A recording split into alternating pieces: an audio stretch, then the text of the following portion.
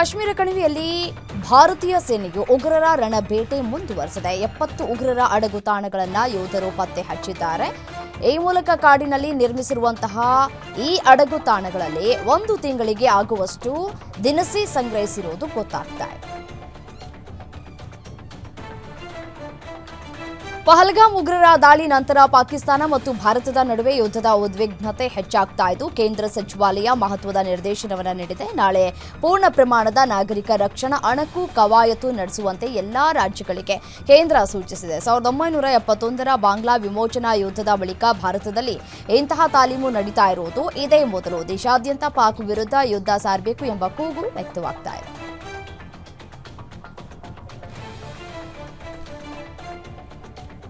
ಪೂರ್ಣ ಪ್ರಮಾಣದ ನಾಗರಿಕ ರಕ್ಷಣಾ ಅಣಕು ಕವಾಯತು ನಡೆಸುವಂತೆ ಎಲ್ಲಾ ರಾಜ್ಯಗಳಿಗೆ ಕೇಂದ್ರ ಸೂಚಿಸಿದೆ. ಈ ಹಿನ್ನೆಲೆ ರಾಯಚೂರಿನ ಶಕ್ತಿನಗರದ ಆರ್ಟಿಪಿಎಸ್ ಬಳಿ ಮಾಕ್ ಡ್ರಿಲ್ಗೆ ಭರ್ಜರಿ ತಯಾರಿ ನಡೆಸಲಾಗಿದೆ. ಈ ವೇಳೆ ಯುದ್ಧ ನಡೆದಾಗ ಸೆಲ್ಫ್ ಡಿಫೆನ್ಸ್ ಏನು ಮಾಡಬೇಕು ಅನ್ನೋದರ ಬಗ್ಗೆ ಅಣಕು ಪ್ರದರ್ಶನವನ್ನು ನಡೆಸಲಾಗ್ತಾ ಇದೆ.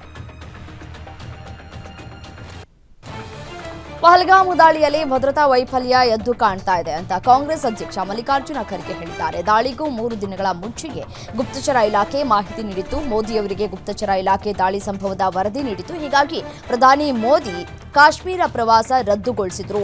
ತಮ್ಮ ರಕ್ಷಣೆಗೆ ಗುಪ್ತಚರ ಇಲಾಖೆ ಅಧಿಕಾರಿಗಳು ವರದಿ ನೀಡಿದ್ರು. ನಿಮ್ಮ ಅಧಿಕಾರಿಗಳು, ನಿಮ್ಮ ಪೊಲೀಸರು ಜನರ ರಕ್ಷಣೆ ಬಗ್ಗೆ ಯಾಕೆ ಗಮನ ಹರಿಸಲಿಲ್ಲ?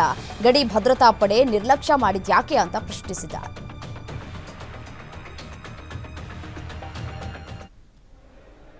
देश में जो चल रहा है वो सब आपके सामने है।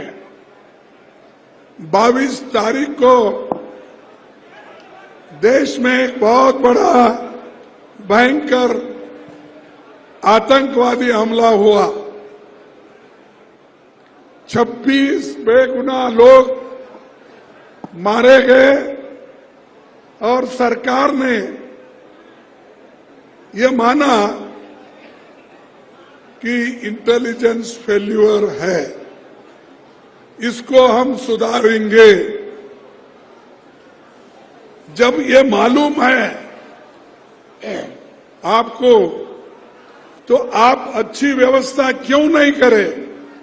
ये हमारा पहला सवाल है। और मुझे ये भी इंफॉर्मेशन मिला और कहीं पेपर में भी आए हैं, लिखे हैं कि 3 दिन पहले ही, हमले के 3 दिन पहले ही वहां इंटेलिजेंस रिपोर्ट मोदी जी को भेजा था और उसी लिए मोदी जी ने कश्मीर जाने का प्रोग्राम कैंसल किया था। ये मैं एक पेपर में पढ़ा। जब इंटेलिजेंस लोग आपकी रक्षा के लिए ये कहते हैं आप जाना मुनासिब नहीं है, तो आप वही बात अपने इंटेलिजेंस लोगों को, सिक्योरिटी को, वहां के पुलिस को, वहां के बॉर्डर फोर्स को आपने क्यों नहीं इत्तला दिया और क्यों ये सुरक्षित लोगों का सुरक्षितपन क्यों नहीं किया?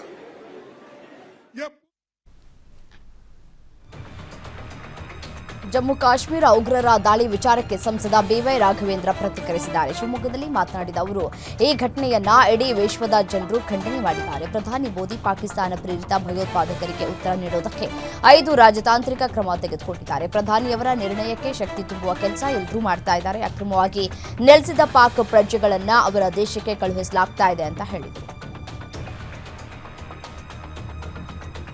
ಕೆಂಪೇಗೌಡ ನಗರ ಇನ್ಸ್ಪೆಕ್ಟರ್ ಶಿವಾಜಿರಾವ್, ಪಿಎಸ್ಐ ಶಿವಾನಂದ್ ಲೋಕಾಯುಕ್ತ ಬಲೆಗೆ ಬಿದ್ದಿದ್ದಾರೆ. ಕೆಂಪೇಗೌಡ ನಗರ ಪೊಲೀಸ್ ಠಾಣೆಯಲ್ಲಿ ದಾಖಲಾಗಿದ್ದ ಪ್ರಕರಣವೊಂದರಲ್ಲಿ ಆರೋಪಿಗಳ ಪರವಾಗಿ ವರದಿ ಸಲ್ಲಿಸಲು 1 ಲಕ್ಷ ಲಂಚ ಪಡಿತಾ ಇದ್ದ ವೇಳೆ ಠಾಣೆಯ ಪಿಎಸ್ಐ ಮತ್ತು ಪಿಐ ಅನ್ನ ಲೋಕಾಯುಕ್ತ ಪೊಲೀಸರು ಬಂಧಿಸಿದ್ದಾರೆ. ಆವಲಹಳ್ಳಿ ನಿವಾಸಿ ಕೇಶವಮೂರ್ತಿ ವಿರುದ್ಧ ದಾಖಲಾಗಿದ್ದ ಪ್ರಕರಣವೊಂದರಲ್ಲಿ ಅವರ ಹೆಸರನ್ನ ಕೈಬಿಡುವುದಕ್ಕೆ ಪಿಐ ಶಿವಾಜಿರಾವ್ ಮತ್ತು ಪಿಎಸ್ಐ ಶಿವಾನಂದ ಜಿ ಅವರು 6 ಲಕ್ಷ ಲಂಚಕ್ಕೆ ಬೇಡಿಕೆ ಇಟ್ಟಿದ್ರು. ಈ ಸಂಬಂಧ ಕೇಶವಮೂರ್ತಿ ಅವರು ಲೋಕಾಯುಕ್ತ ಪೊಲೀಸರಿಗೆ ದೂರು ನೀಡಿದ್ರು. ಈ ವೇಳೆಯೇ ದಾಳಿ ನಡೆಸಿ ಇಬ್ಬರನ್ನ ಬಂಧಿಸಿದ್ದಾರೆ. 1 ಲಕ್ಷ ರೂಪಾಯಿಯನ್ನ ವಶಕ್ಕೆ ಪಡೆದಿದ್ದು ತನಿಖೆಯನ್ನ ನಡೆಸಲಾಗ್ತಾ ಇದೆ. ಮಂಗಳೂರಿನಲ್ಲಿ ಸುಹಾಸ್ ಶೆಟ್ಟಿ ಹತ್ಯೆ ವಿಚಾರಕ್ಕೆ ಸಚಿವ ಎಂಬಿ ಪಾಟೀಲ್ ಪ್ರತಿಕ್ರಿಯಿಸಿದ್ದಾರೆ. ಬೆಂಗಳೂರಿನಲ್ಲಿ ಮಾತನಾಡಿದ ಅವರು, ಬಿಜೆಪಿ ಸರ್ಕಾರ ಇದ್ದಾಗ ಸುಹಾಸ್ ಶೆಟ್ಟಿ ವಿರುದ್ಧ ರೌಡಿ ಶೀಟರ್ ಓಪನ್ ಮಾಡಿದ್ರು. ಈಗ ಅವರೇ ರೌಡಿ ಶೀಟರ್ ಅನ್ನ ವಿಜೃಂಭಿಸ್ತಾ ಇದ್ದಾರೆ. ಮಂಗಳೂರು ಭಾಗದ ಜನರಿಗೆ ಅಷ್ಟು ಗೊತ್ತಾಗಲ್ವಾ? ಜನರಿಗೆ ಯಾರು ರೌಡಿ ಶೀಟರ್ ಅಂತ ಗೊತ್ತಿರುತ್ತೆ, ಅವನೊಬ್ಬ ರೌಡಿ ಶೀಟರ್ ಅಂತ ಗೊತ್ತಾಗಲ್ವಾ ಅಂತ ಕಿಡಿಕಾರಿದ್ರು.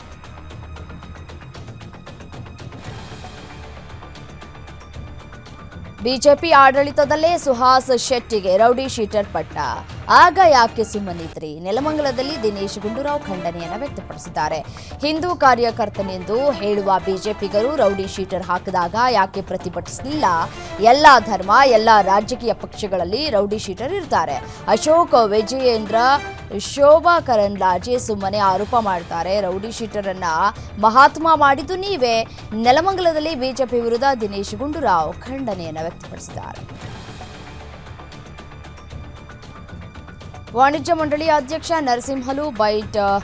ಸೋನು ನಿಗಮ್ ಕ್ಷಮೆ ಕೋರಿದ ಬೆನ್ನಲ್ಲೇ ನರಸಿಂಹಲು ರಿಯಾಕ್ಷನ್. ಕರ್ನಾಟಕದ ಜನತೆಗೆ ಸೋನು ನಿಗಮ್ ಸಾರಿ ಕೇಳಿದ್ದಾರೆ. ಇದು ಒಳ್ಳೆಯ ಬೆಳವಣಿಗೆ. ನಿಮಗೆ ಬಿಟ್ಟಿದ್ದು ಯಾರು? ಸರಿ ತಪ್ಪು ನೀವೇ ಹೇಳಿ ಅನ್ನೋದು ಸರಿ ಅಲ್ಲ. ಕಾಟಾಚಾರಕ್ಕೆ ಕ್ಷಮೆ ಕೇಳಿದ ಹಾಗಿದೆ. ನಿರ್ದೇಶಕರು, ನಿರ್ಮಾಪಕರು, ಸಂಗೀತ ನಿರ್ದೇಶಕರು ಎಲ್ಲ ಸಮ್ಮತಿಯಿಂದ ನಿರ್ಧಾರ ಕೈಗೊಳ್ಳಲಾಗುತ್ತೆ. ಶೀಘ್ರದಲ್ಲೇ ನಮ್ಮ ತೀರ್ಮಾನ ತಿಳಿಸ್ತೇವೆ. ಸದ್ಯ ಅವರ ಮೇಲೆ ದೂರು ದಾಖಲಿಸಲಾಗಿದೆ. ಕೋರ್ಟ್ ತೀರ್ಮಾನ ಏನು ಅನ್ನೋದನ್ನು ಪರಿಗಣಿಸಬೇಕಿದೆ ಅಂತ ಕೂಡ ಹೇಳಿದ್ದಾರೆ.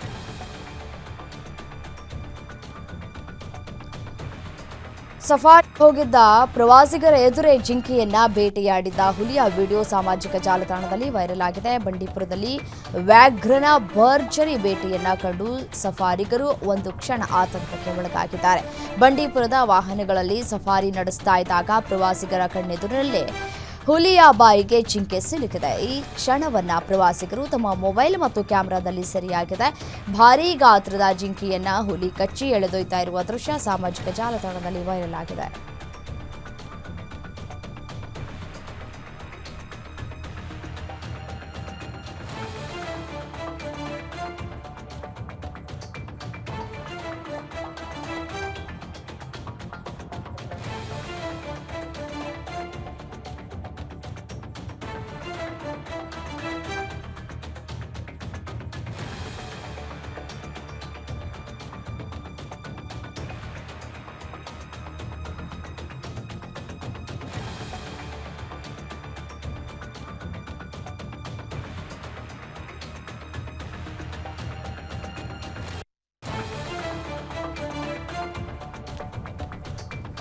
ಚಾಲಕನ ನಿಯಂತ್ರಣ ತಪ್ಪಿ ರಸ್ತೆ ಪಕ್ಕದ ಕೆಎಸ್ಆರ್ಟಿಸಿ ನೇಮ್ ಬೋರ್ಡ್ಗೆ ಡಿಕ್ಕಿ ಹೊಡೆದು ಬಸ್ ಪಲ್ಟಿಯಾಗಿದೆ. ಚಿತ್ರದುರ್ಗದ ಖಂಡೇನಹಳ್ಳಿ ಗೊಲ್ಲರಹಟ್ಟಿ ಬಳಿ ಅಪಘಾತ ಸಂಭವಿಸಿದೆ.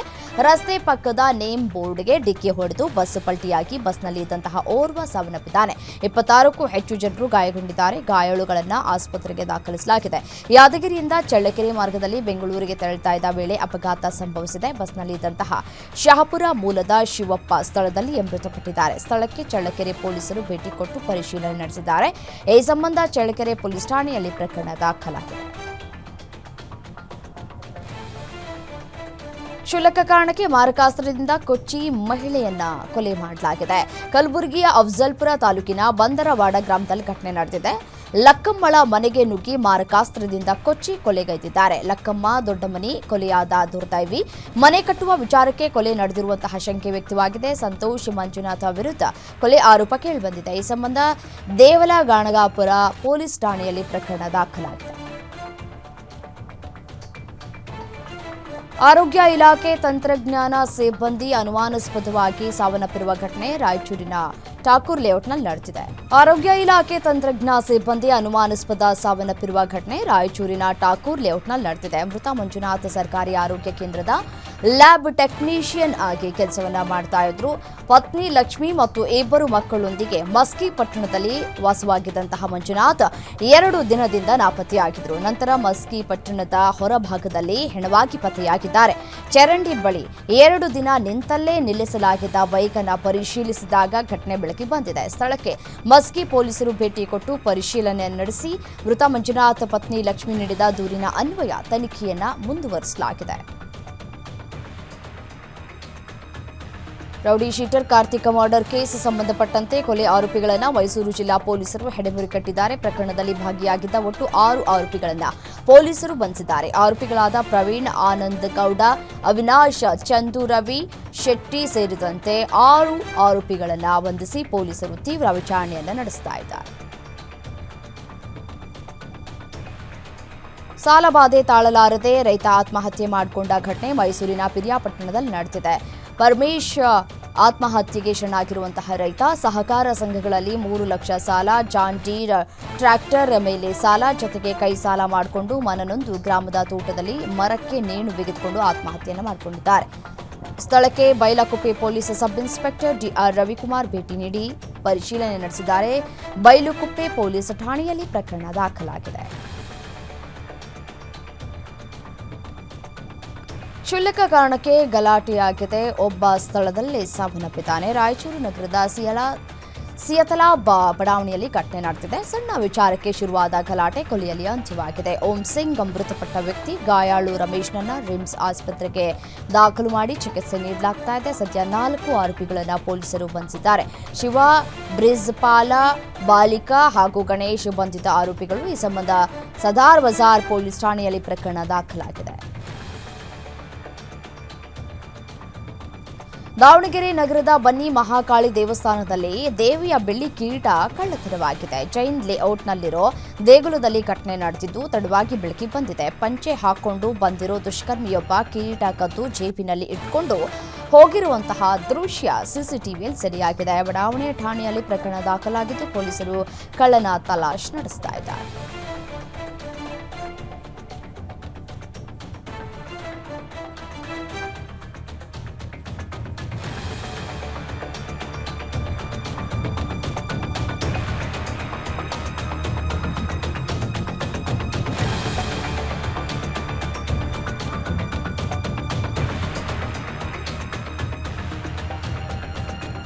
ಕರ್ನಾಟಕದಾದ್ಯಂತ ಮೇ 5ರಿಂದ ಮಳೆ ಕಡಿಮೆಯಾಗಿದೆ. ಬೆಂಗಳೂರು ಸೇರಿ ಹಲವೆಡೆ ಮೋಡ ಕವಿದ ವಾತಾವರಣ ಮುಂದುವರೆದಿದ್ದು ಮೇ 9ರ ಬಳಿಕ ಮಳೆ ಹೆಚ್ಚಾಗಲಿದೆ ಅಂತ ಹವಾಮಾನ ಇಲಾಖೆ ಮುನ್ಸೂಚನೆ ನೀಡಿದೆ. ಇಂದು ಉತ್ತರ ಕನ್ನಡ, ದಕ್ಷಿಣ ಕನ್ನಡ, ಉಡುಪಿ ಜಿಲ್ಲೆಗಳಲ್ಲಿ ಒಣ ಹವೆ ಮುಂದುವರಿಯಲಿದೆ. ಬೀದರ್, ಕಲಬುರಗಿ, ಬೆಂಗಳೂರು ಗ್ರಾಮಾಂತರ, ಬೆಂಗಳೂರು ನಗರ, ಚಾಮರಾಜನಗರ, ಹಾಸನ, ಕೊಡಗು, ಕೋಲಾರ, ಮಂಡ್ಯ, ಮೈಸೂರು, ರಾಮನಗರ ಜಿಲ್ಲೆಗಳಲ್ಲಿ ಮಳೆಯಾಗಲಿದೆ. ಮೇ 3ರಂದು ನಡೆದ ಆರ್ಸಿಬಿ ವರ್ಸಸ್ ಸಿಎಸ್ಕೆ ಹೈವೋಲ್ಟೇಜ್ ಪಂದ್ಯದಲ್ಲಿ ರಾಯಲ್ ಚಾಲೆಂಜರ್ಸ್ ಗೆದ್ದು ಬೇಕಿದೆ. ಇದೇ ಖುಷಿಯಲ್ಲೇ ಚಿತ್ರದುರ್ಗದ ಮಾರಮ್ಮನಹಳ್ಳಿ ಗ್ರಾಮದಲ್ಲಿ ಕೊಹ್ಲಿ ಅಭಿಮಾನಿಗಳು ಮೇಕೆ ಬಲಿ ಕೊಟ್ಟಿದ್ದಾರೆ. ಮಚ್ಚಿನಿಂದ ಮೇಕೆ ಕಡಿದು ಕೊಹ್ಲಿ ಪೋಸ್ಟರ್ಗೆ ರಕ್ತಾಭಿಷೇಕವನ್ನ ಮಾಡಿದ್ದು ಸೋಷಿಯಲ್ ಮೀಡಿಯಾದಲ್ಲಿ ವಿಡಿಯೋ ವೈರಲ್ ಆಗಿದೆ. ಇದೀಗ 3 ಯುವಕರ ವಿರುದ್ಧ ಮೊಳಕಾಲ್ಮೂರು ಪೊಲೀಸರು ಎಫ್ಐಆರ್ ದಾಖಲು ಮಾಡಿ ಸಣ್ಣ ಪಾಲಯ್ಯ, ಜಯಣ್ಣ, ತಿಪ್ಪೇಸ್ವಾಮಿ ವಿರುದ್ಧ ಕೇಸ್ ದಾಖಲಾಗಿದೆ.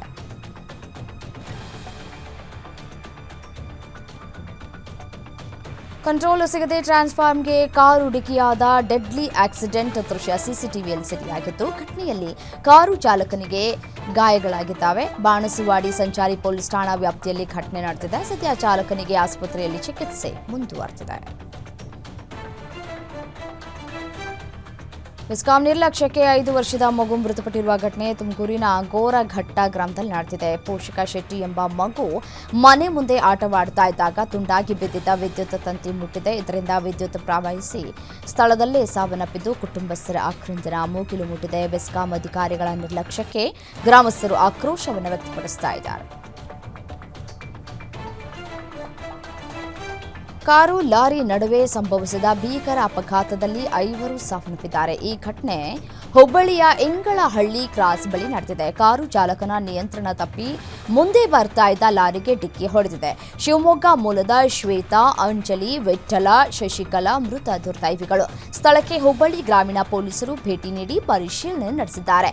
ಮೃತ ಶರೀರಗಳನ್ನು ಹುಬ್ಬಳ್ಳಿಯ ಕಿಮ್ಸ್ ಆಸ್ಪತ್ರೆಗೆ ರವಾನೆ ಮಾಡಲಾಗಿದೆ. ರಾಜ್ಯದಲ್ಲಿ ಮತ್ತೆ ಐಎಂಎಲ್ ಮೇಲಿನ ದರ ಏರಿಕೆಯಾಗುವ ಸಾಧ್ಯತೆ ಇದೆ. ವಿಸ್ಕಿ, ರಮ್, ಜಿನ್, ವೋಡ್ಕಾ ಬೆಲೆ ಏರಿಕೆಯಾಗುವ ಚಾನ್ಸಸ್ ಇದ್ದು ಈ ವಾರದಿಂದಲೇ ನೂತನ ದರ ಜಾರಿಗೆ ಬರಲಿದೆ ಅಂತ ಹೇಳಲಾಗ್ತಾ ಇದೆ. ಕಾಂಗ್ರೆಸ್ ಸರ್ಕಾರ ಅಧಿಕಾರಕ್ಕೆ ಬಂದ ಮೇಲೆ 2 ಬಾರಿ ಐಎಂಎಲ್ಗಳ ದರ ಹೆಚ್ಚಳ ಮಾಡಲಾಗಿದೆ. ಇದೀಗ 3ನೇ ಬಾರಿಗೆ ರೇಟ್ ಹೈಕ್ ಮಾಡೋಕೆ ಮುಂದಾಗಿದೆ. 2024-25ನೇ ಸಾಲಿನಲ್ಲಿ ಅಬಕಾರಿ ಇಲಾಖೆಗೆ ಸರ್ಕಾರ ಕೊಟ್ಟಿರುವ 38,600 ಕೋಟಿ ರೂಪಾಯಿ ಟಾರ್ಗೆಟ್ ಮುಟ್ಟೋದಕ್ಕೆ ಈ ಕ್ರಮ ಎನ್ನಲಾಗ್ತಾ ಇದೆ. ಕೇಂದ್ರ ಜಲಶಕ್ತಿ ಸಚಿವರ ಸಭೆಯಲ್ಲಿ ಭಾಗಿಯಾಗುವುದಕ್ಕೆ ಡಿಸಿಎಂ ಡಿಕೆ ಶಿವಕುಮಾರ್ ದೆಹಲಿ ಪ್ರಯಾಣವನ್ನು ಬೆಳೆಸಿದ್ದಾರೆ. ಆಂಧ್ರಪ್ರದೇಶ, ತೆಲಂಗಾಣ, ಕೇರಳ ಹಾಗೂ ತಮಿಳುನಾಡು ರಾಜ್ಯಗಳ ಜಲಸಂಪನ್ಮೂಲ ಸಚಿವರು ಈ ಸಭೆಯಲ್ಲಿ ಭಾಗಿಯಾಗಲಿದ್ದಾರೆ. ನದಿ ನೀರು ಹಂಚಿಕೆ ಹಾಗೂ ಜನ ಯೋಜನೆಗಳ ಬಗ್ಗೆ ಚರ್ಚೆ ನಡೆಯಲಿದ್ದು, ಮುಖ್ಯವಾಗಿ ಮೇಕೆದಾಟು ಯೋಜನೆ ಬಗ್ಗೆ ಡಿಕೆಶಿ ವಿಷಯ ಪ್ರಸ್ತಾಪ ಮಾಡಲಿದ್ದಾರೆ. ಡ್ರಗ್ಸ್ ಮಾರ್ತಾ ಇದ್ದ ವಿದೇಶಿ ಪ್ರಜೆಯನ್ನ ಮಾರತಹಳ್ಳಿ ಪೊಲೀಸರು ಬಂಧಿಸಿದ್ದಾರೆ. ಘಾನಾ ದೇಶದ ಒವಸು ಕಾಲಿನ್ಸ್ ಚೆನಿಯನ್ನ ಬಂಧಿತನಾಗಿದ್ದು, ಬಿದರಹಳ್ಳಿಯಲ್ಲಿ ವಾಸವಾಗಿದ್ದ.